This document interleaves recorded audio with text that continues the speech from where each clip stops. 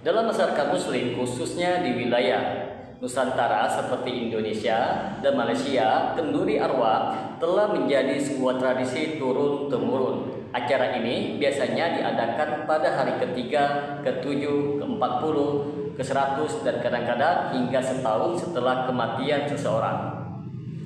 Tujuannya diklaim sebagai bentuk doa bersama untuk si mayit, penguatan silaturahmi, dan mengenang jasa-jasa almarhum. Namun jika kita cermati lebih mendalam, banyak praktik dalam kenduri arwah yang justru bertentangan dengan ajaran Islam. Oke, kanggo reka-reka pada kepriwe cara mbubarna wong tahlilan senek akeh. Sapa sing wani jajal ke deleng nak. Sallallahu Muhammad. Bahkan mengandung unsur khurafat dan bid'ah yang berbahaya bagi akidah. Bagi teman-teman sekalian yang penasaran dengan kelanjutan dari pembahasan video kali ini, maka tonton terus video ini hingga selesai agar kita menemukan fakta yang sebenarnya.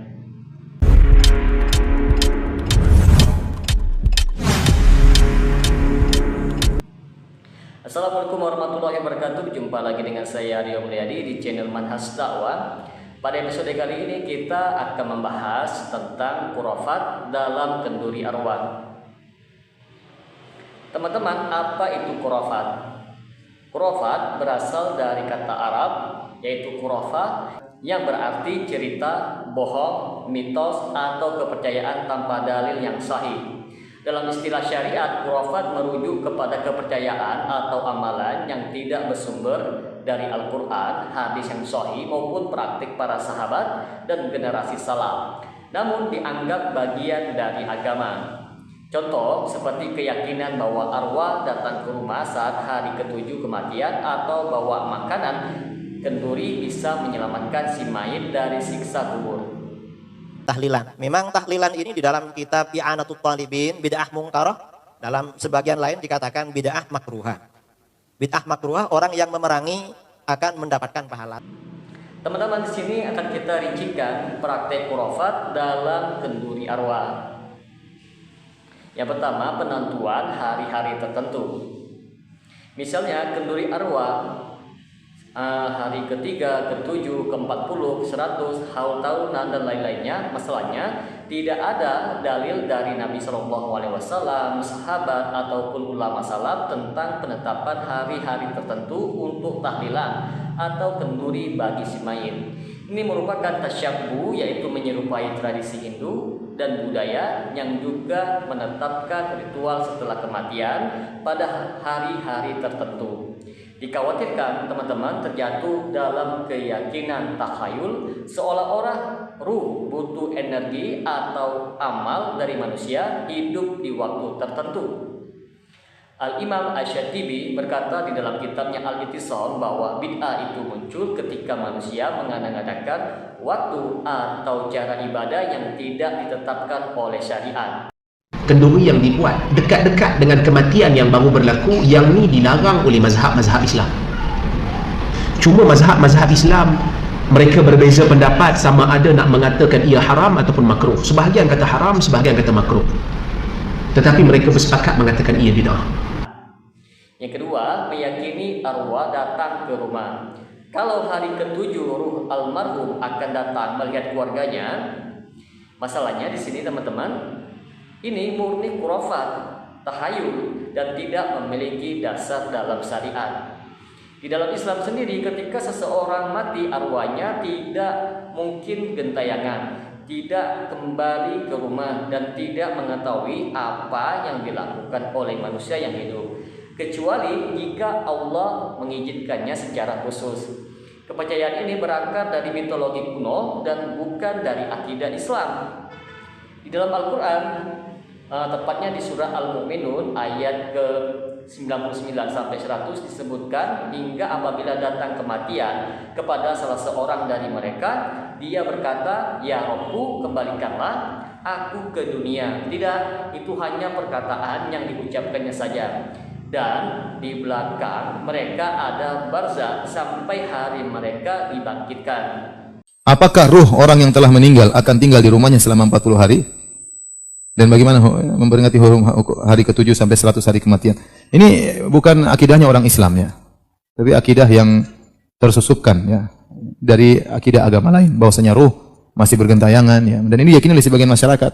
Makanya hari-hari tertentu mereka siapkan kopi sama nasi goreng. Ini hobi bapakmu dulu ya. Ya. Kita bilang, "Mak, waktu bapak masih hidup, mama cuma kasih kopi sama nasi goreng. Sudah mati masih begini juga?" Harusnya beli yang lebih enak buat bapak. Ini semua adalah akidah yang tidak ada dalam Islam. Tidak ada, yang ada jin yang bergentayangan. Yang ketiga, penyajian makanan khusus untuk arwah. Contoh, makanan dibungkus dan diletakkan di sudut rumah, dibacakan doa dan diyakini akan dimakan oleh arwah. Masalahnya teman-teman sekalian, ini menyerupai ritual sesajen yang lebih dekat kepada praktek penyembahan roh atau leluhur dalam budaya non-Islam. Tidak ada satupun dalil yang menyuruh umat Islam menyediakan makanan untuk arwah. Makanya hari-hari tertentu mereka siapkan kopi sama nasi goreng. Ini hobi bapakmu dulu ya. Ya. Kita bilang, "Mak, waktu bapak masih hidup, mama cuma kasih kopi sama nasi goreng. Sudah mati masih begini juga?" Harusnya beli yang lebih enak buat bapak. Ini semua adalah akidah yang tidak ada dalam Islam. Tidak ada, yang ada jin yang bergentayangan. Adapun roh sudah selesai, dia masuk alam barzah, dapat adab ataupun dapat nikmat. Termasuk bentuk sirul khurafat, yaitu khurafat yang tersembunyi yang berbau tradisi.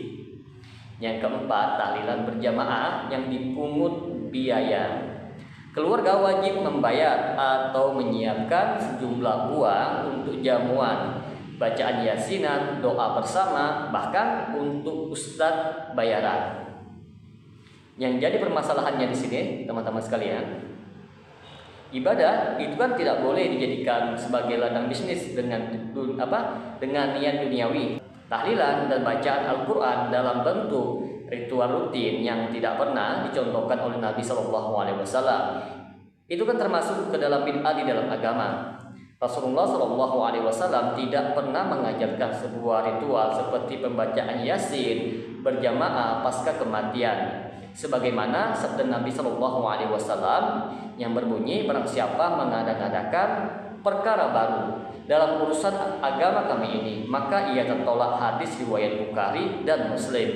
Pernahkah para sahabat Nabi radhiyallahu taala anhum mengadakan 100 harinya Nabi Muhammad SAW? Atau Nabi kita Muhammad alaihissalam mengadakan 100 harinya Khadijah, 1000 harinya Khadijah, haulnya Khadijah? Kalau Nabi SAW mengamalkan itu, bismillah kita amalin jemaah. Yang kelima, keyakinan pahala otomatis sampai kepada mayit. Semakin banyak orang yang hadir dan membacakan doa, semakin banyak pahala untuk si mayit. Yang jadi masalah di sini ialah tidak semua amalan orang hidup otomatis sampai kepada mayit.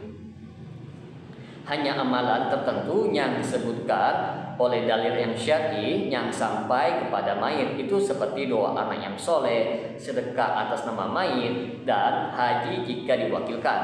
Padahal Nabi SAW pun bersabda, "Jika manusia mati, maka terputus amalnya kecuali dari 3 hal, yaitu sedekah jariah, ilmu yang bermanfaat, atau anak yang soleh yang mendoakannya." Hadis riwayat Muslim.